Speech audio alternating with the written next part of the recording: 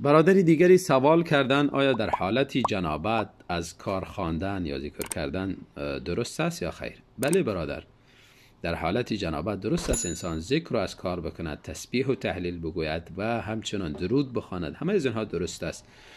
عایشه رضی الله عنها می فرمایند کان رسول الله صلی الله علیه و سلم یذکر الله علی کل احیانه، رواه مسلم. یعنی رسول الله صلی الله علیه و سلم در تمام اوقاتشان، حالاتشان ذکر الله تعالی را بیان میکردند، تسبیح و تهلیل میگفتند.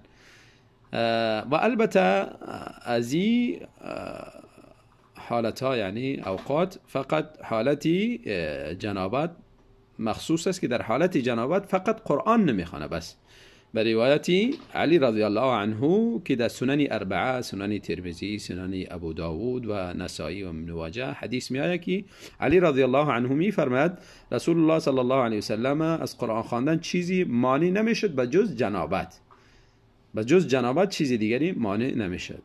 و اما در تشناب وقتی قضای حاجت انسان از ذکر کردن و از خواندن قرآن همه پرهیز میکنه، اما قبل از وارد شدن ذکر میکند و دعا را میخواند، بسم الله اللهم انی اعوذ بک من الخبث والخبائث. و بعد از اینکه بیرون شد همچنان غفرانک ذکر میخواند، دعای دیگری که ثابت است.